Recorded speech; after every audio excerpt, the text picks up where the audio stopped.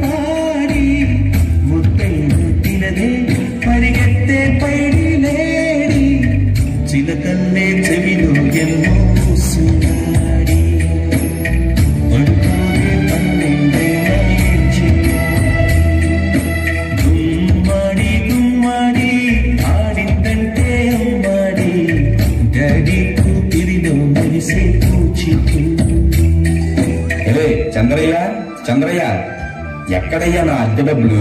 6 నెలల నుండి అడుగుతున్నాను, ఈ రోజుకి ఇంకా ఇవ్వలేదు. ఇలా అయితే ఉండద్దయ్యా. నా ఇల్లు ఇప్పుడే ఈ క్షణమే ఖాళీ చేసి వెళ్ళిపోండి. అయ్యా కొంచెం చిన్నగా మాట్లాడండి అయ్యా. లోపల నా కూతురు నిద్రపోతుంది, విన్నదంటే బాధపడుతుంది. ఎలాగైనా 2 రోజులు డబ్బులు కట్టేస్తానయ్యా. ఏంటి చిన్నగా మాట్లాడాలా? అద్దె కట్టడం చేత కాదు గానీ కూతురు ముందు పరువు కావాల్సి వచ్చిందా?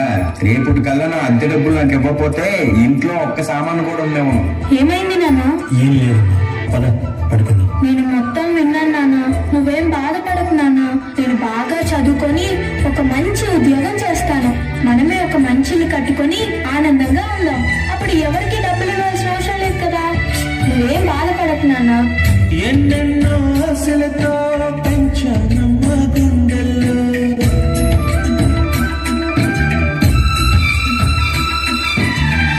ఎన్నెన్నో ఆశలతో పెంచానమ్మ గుండెల్లో.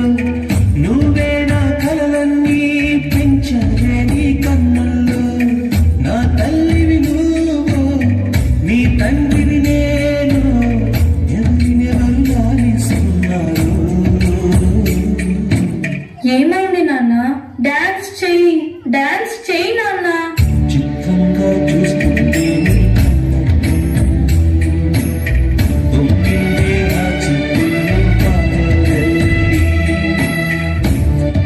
నాన్న రేపు నాకు ఢిల్లీలో ఇంటర్వ్యూ ఉంది.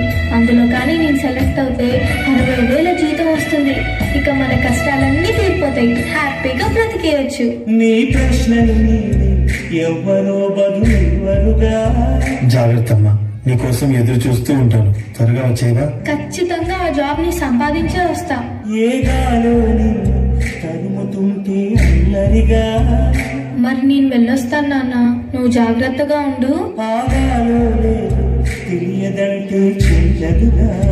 ఈ జాబ్ నాకు చాలా అవసరం. మా నాన్న నా కోసం ఎంతో కష్టపడ్డాడు. మా నాన్నని హ్యాపీగా ఉంచాలంటే ఈ జాబ్ నాకు రావాలి. బతుకంటే పడి చదువా, అనుకుంటే అతి సులువా. నా బంగారు తల్లి, నేను పని చేయట్లేదు, డబ్బులకి ఇబ్బంది పడుతున్నా అని తాను జాబ్ చేస్తా అని ఇంటర్వ్యూకి వెళ్ళింది. సర్లే, నేను ఇంకా ఎన్ని రోజులు బ్రతుకుతానో కూడా తెలీదు. తనకి జాబ్ వస్తే తనే హ్యాపీగా ఉంటుంది. నా పాపకి జాబ్ వస్తుంది, దేవుడు ఉన్నాడు. జాబ్ ఖచ్చితంగా వస్తుంది, ఖచ్చితంగా.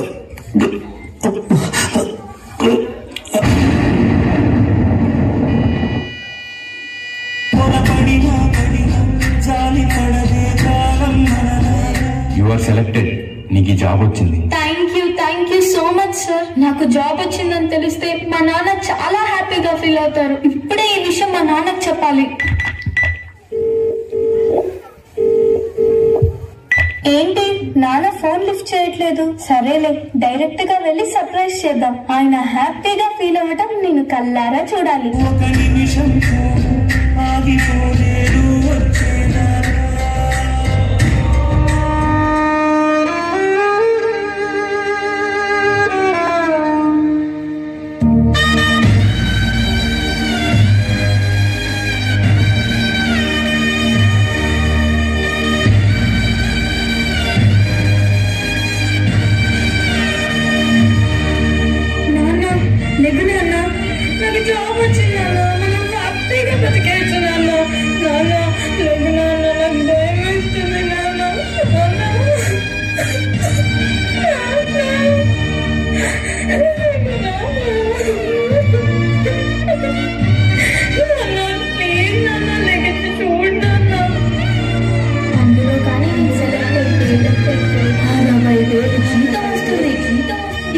కష్టాలన్నీ తీరిపోతాయి. హ్యాపీగా బ్రతికేయచ్చు.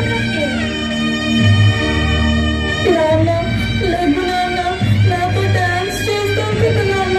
ఇప్పుడు కూడా చేద్దాం లే నాన్న. నాతో కలిసి డాన్స్ చేయి నాన్న. ప్లీజ్ నాన్న.